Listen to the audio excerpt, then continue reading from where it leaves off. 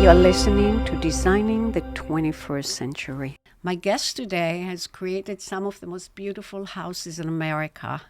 Perhaps I'm biased because if I ever build my own house, I'm going to ask Tom Kundig to design it, if he agrees. Over the course of his 4-decade career, he has built museums, wineries, universities, foundations, retail and commercial buildings. But the touchstone of his work and for what he's become known for is the single-family house. His houses reflect his passion for the mountains, for the natural world, and for fine art. The private house to him reflects a sense of humanity in architecture.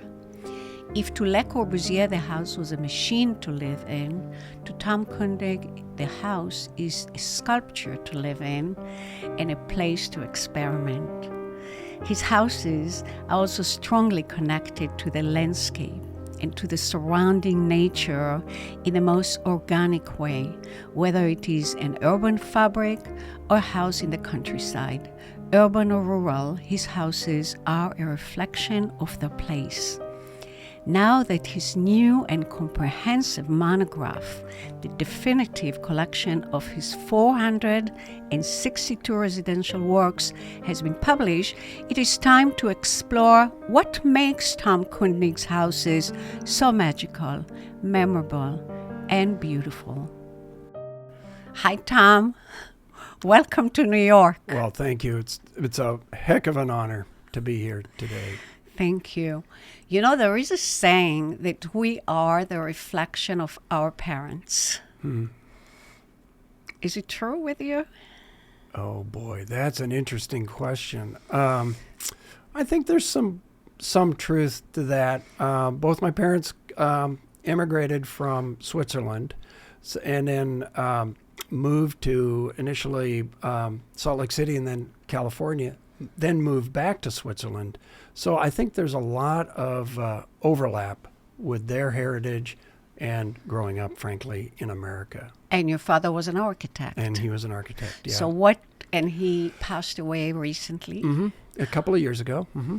What did he say about your career? He was, well, first of all, he was initially very skeptical of going into the profession, and frankly, I was also. I actually, as a kid, I did not want to be an architect. I wanted to do anything that had nothing to do with architecture. I wanted to stay away from it. But I had a couple of influences, to your question about the reflection, a couple of very important influences. One is, of course, as architects, we're always around artists. And the artists became really important for me as a child to watch them as personalities, as creatives. I knew I wasn't an artist, but I just enjoyed being around them. I worked for them. So I learned how to do some rudimentary fabrication for some of the sculptures.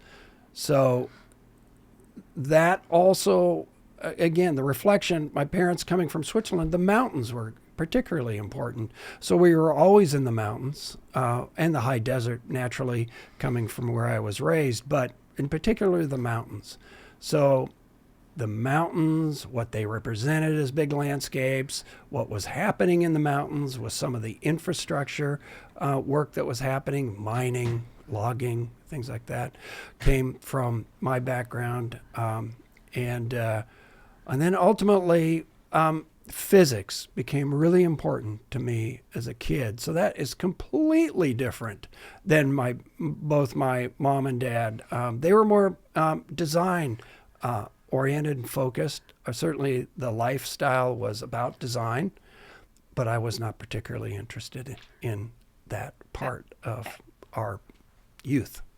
You summered in a cabin that your father designed, and then the cabin became an important part of your vocabulary. What is really the American cabin? Oh boy, that's a really good question, and you're absolutely right. Unintended consequences of growing up in that cabin. That cabin became really important for the architecture that I developed over time. The way it was situated on the landscape, the way it opened to the landscape, the way it flowed through the landscape. I think it's one of my father's best projects. It was designed in 1966, built in 1968. So it has a somewhat of a reference to the Sea Ranch architecture that was popular during the late 60s. It just felt natural to that landscape. I think, to your question, in an ideal world, that is what the American cabin should be. It should be a small, discreet, open shelter in a huge landscape. Do you still have it? Yes. Do you still use it? Yes. Wow. My wife and I bought it out of the trust. It was in pretty rough shape because it had a lot of delayed maintenance. But we've basically invested a lot into refurbishing it and bringing it back to where it was, but then also expanding it a little bit to make it a little more commodious for living on the land. But it is a place of nature. It is in the nature of North Idaho. I think we're just really lucky we were able to get that. And you grew up in Spokane. Yes. And I have to tell you, I've never been to Spokane. However, I met someone when I was 25 who changed my life. And he grew up in Spokane. I'll tell you who he is in a second. And he went to the same school, University of Washington, studied architecture, and his name was George Nakashima. Oh, sure. And when I was 25, I met him, and that changed my life. Well, so what? But you know, reading your book, it looks like a lot happened in Spokane. Well, yeah, really good point, because George was born and raised early in Spokane, actually very close to where I was born and raised. There was a little river or creek called Hangman Creek, and he grew up alongside that creek. And his family had a little farm there. The artists, I mean, I'm so lucky to be able to have a history working around these artists. The Ed and Nancy Keenholz, the Rudy Audio, Pete Volkos, and then my real mentor, Harold Blaze, who was a sculptor and not only sculpture but also all media, frankly, and I learned so much from him. But I didn't want to be an artist, and I didn't want to be in architecture, but huge influence. So you're one of those architects that art is very important to them, like Frank Gehry. Mm-hmm. And what does it mean when you design a house for an art collector or someone who loves art? How does this make a difference? That's actually a really interesting question because, and it's interesting if Frank were here to talk about that very subject, because I have a attitude about working with artists or working with art collections where I want the architecture to take a background to the art. In other words, the art is so powerful, and potentially what the artist might be commissioned to will be so powerful. I don't want the architecture to compete with that piece, if that makes some sense. So the architecture that I try to develop when I'm working on places with significant art involved in the work, I'll try to take a more reserved background framing position. In fact, one thing I learned from working with Harold, the worst thing a lot of artists would say is you tell an artist what to do or where to put the piece, because to an artist, it's all about what the context of the situation is, and then the idea comes from that context of the situation. Very similar to what I try to do with the architecture. In architecture. And what about craftsmanship? Craftsmanship, boy, I learned so much working with Harold on his sculptures. Material science is overstatement, but just how materials work, how materials move. But then I also was in the construction industry kind of naturally, because I had to basically pay for school. That was my job, was working in the construction field. I worked in lumber mills. I honestly, I even see mountain climbing as craft, believe it or not, because if you're climbing mountains, which were very important in my life, or skiing mountains, you're using devices, you're using tools in a sense, and you're assembling a route or a descent. But you're using the physics of the tools, the physics of the materials to basically either protect or to be part of that experience. And do you feel that there is a stronger place for craftsmanship in contemporary architecture than, let's say, 20 years ago? I couldn't agree more. I think what's happening is, and we've seen this for many, many years, and in fact, I even heard this conversation in the 60s, in the late 60s, early 70s with my dad's contemporaries, that the craft was leaving the building of architecture. And by that craft leaving the building of architecture and becoming more mechanical, you were losing the heart and soul of a building, because that's that nuance. Your father said that? I heard them talking about it. Okay. I heard them talking about that issue. And I totally agree, because I think, in fact, Harold, as a sculptor, would say the reason he built all his sculptures, he actually fabricated all his sculptures, is because he said the anomalies are discovered as you're working on it. And those anomalies are the parts that make the art, and I think architecture, the real soul. It's like, I use the example of listening to jazz. The nuances, and the more you listen to the jazz piece, the more you recognize the nuances. And those nuances only happen because the musician is discovering those nuances. That makes some sense. Yes, and I think totally. if it's just all machine or digitally fabricated, it's a machine that's doing that. It's not a person that maybe is making those little minute nuance changes. So you think the crafts are back in architecture?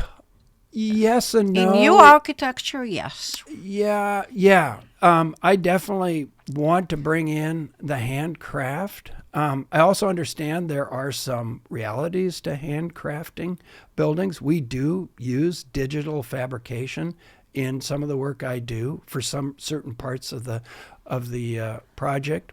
There's an accuracy and an efficiency with some of those systems, but those very intimate parts of the building, the parts you hold, the handrails, the windows, the furniture, the tables, the parts and pieces of a building that you would naturally be very intimate and up close to. I try to get as many craftsmen involved. So, you talk about furniture, and there is a perception today among architects that creating interiors is inferior.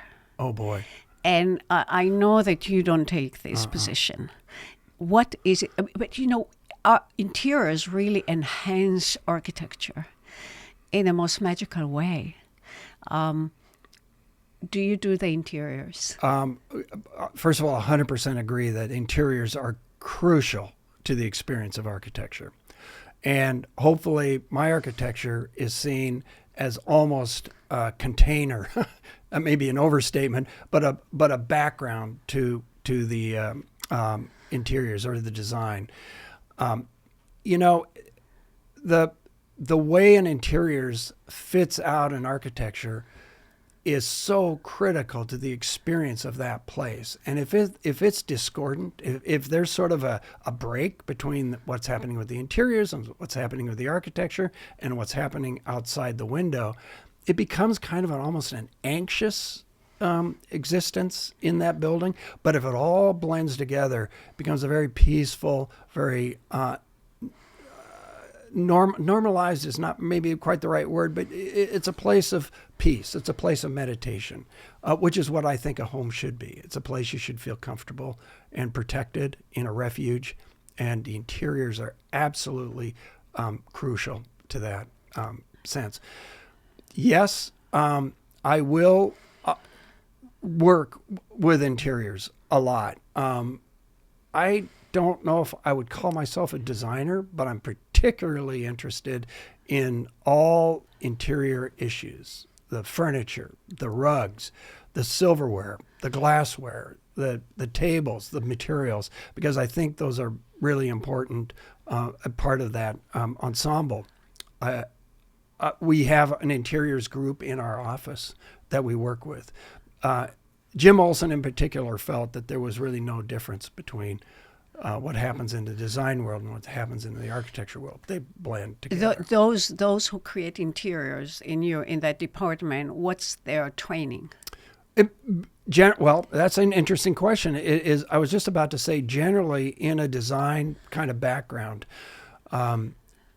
as interior designers, but that's not true. We have a number of interior designers that were trained as architects that then just felt more natural to the design world, the interior design world. And boy, I'll tell you, those are terrific colleagues to work with. You started your careers in the 80s. Mm-hmm. And in the 80s, everyone was like about postmodernism. And I just came back from London and I went to see the Charles Jenks house. It's just like a theater of postmodernism. But you never went there. How is this possible? Okay, I have to admit, I did go there only because I was working for firms that did that kind of work. And to be straight over tackle clear, I almost quit architecture during the postmodern decade because I just didn't feel that it was the kind of architecture that had any meaning to me. And if I was going to make the kind of commitment to architecture, I would need to be committed to what I was delivering. I found postmodernism to be a little bit cartoonish, a little bit, it's too much about style, it's too much about scene. It wasn't about, the core essence of what was behind that first quarter of an inch, which naturally is a physics kind of background. I'm interested in how things work. I'm interested in how it holds itself up or how it moves. I didn't get that sense. I didn't get any sort of reward working in the postmodern era. And one big reason I actually started working with Jim Olson was that he was a modernist that was refusing to participate in the postmodern work. There was some work that was maybe a little bit of a reference to postmodernism, but basically there was a resistance to it. There certainly was in my case. Do you call yourself a modernist? I think so. But that the danger of calling yourself a modernist is people then say, "Oh, it's cold, it's sterile, it doesn't have any soul." But in fact, I will argue that a lot of agricultural buildings are modern buildings, modernist buildings, because they're expressing the structure of the thing and the function, and that's what I think modernism should be defined as: some building that's interested in how it's built, where it is, and what it's for. But not about coldness, but about something else, about internationalism.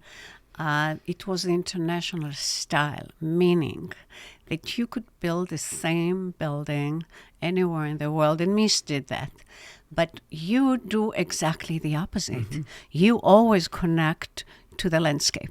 So how do you negotiate that? Oh, I 100% connect to the context. And that context includes the client, includes the climate, includes the landscape, and includes the culture.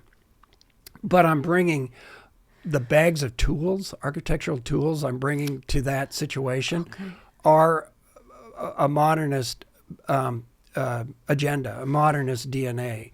So I find modernism to be the ideal bag of tools to deal with the context of the place. I love this answer. I mean, it's really brilliant. You also say that a building should be evaluated when it's aged, and not when it's new. So I am always interested when I speak to architects to learn about how is it to live in the houses. You know, that's like a part of architecture, 100%. to speak to the people who live. So I called someone who lives in a place that you created. You can see. Oh, jeez. This is fantastic. Hey, good seeing you. Gosh. Well, this is perfect. I mean, this is a surprise.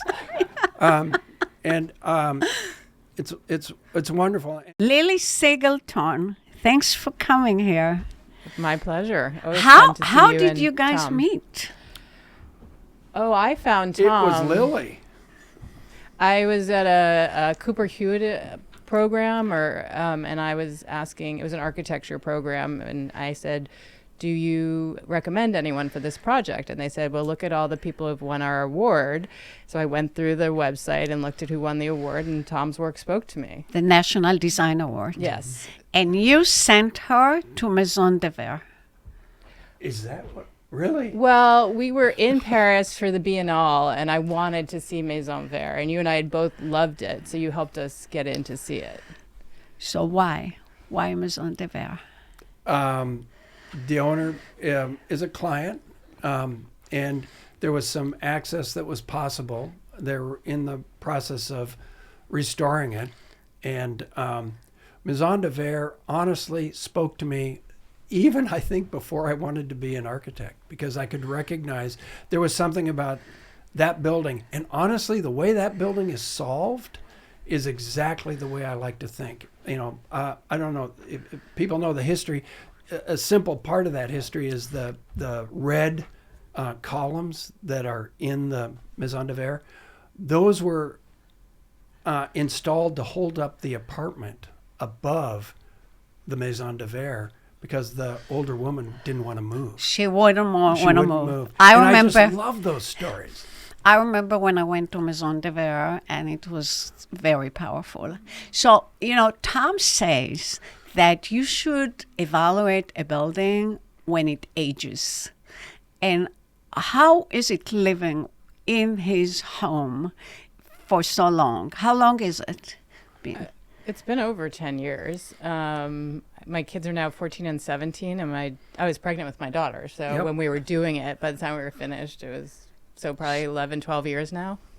I still have people come up and they're still like, wow, this is the coolest apartment I've been in New York. And for us, it's home. Like it feels like a home in the city. I think that's the biggest difference. It doesn't just feel like an apartment. It feels like a home, and you can go in your outside backyard kind of feel, as well as be inside a very architecturally interesting New York focused, but yet more of a full feeling of a house. So for you to create a home in Manhattan, and you grew up so far from here, what type of research or references are you looking for? Because her home looks like a Manhattan home. Mm-hmm. It doesn't look like it belongs anywhere else. Shouldn't. Mm-mm. Well, it's actually a really good question, but it's a really natural answer for me. It's the answers are already wherever you are. They're in the context of the place. So when I went to the site before we started and clearly recognized this was going to be a very special place to do a building, you could just get a sense of New York, and of course a sense of the two of them, especially with their background in the jewelry, work, which is really at a micro scale. I just knew that this was going to be an extraordinary project, and in the building itself, the location of the building. So my main point is the answers are already there. They're already in the context. Your job is to find those answers and then bring them to some sort of architectural resolution. I want to ask you, what did you learn from Tom, and how your apartment became different than what you would have expected before? Oh, wow. I think that, I mean, first of all, layout-wise, he created a layout that I wouldn't have come up with. Can you and- explain it to the audience? What is your apartment I mean, and the layout?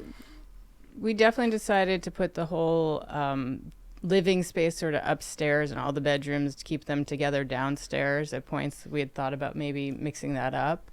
But it really makes sense to have them separated.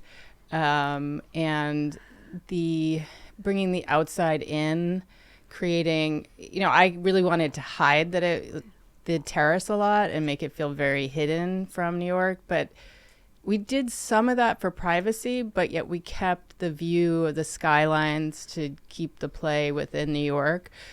I guess expressing New York as part of the nature of the space was something from Tom. And where the best use of the metals were, balancing it with the warmer things that we like and how to balance that with the stronger metals. And Tom, what did you learn from that project? Oh, wow. Well, I learned something from every project. And working with Lee and Lily, obviously, I was working with an extraordinary client that was really understood and could articulate design ideas because that's their life. So it's almost like it's a conversation. The design becomes a conversation with colleagues. And that's what the process felt like to me. So I would, they would say something, then I would come back with something, they would review it. I mean, that's the design process, but this particular project was just felt seamless delivering this place. And inspiring to me. And I want to thank you for being here and for you. I mean, this was such a pleasure hosting thank you. you. Thank you. Well, it was a huge pleasure for me and an honor. Thank you for having us. This is Daniela Ohad. Thanks for joining me for another episode of Designing the 21st Century.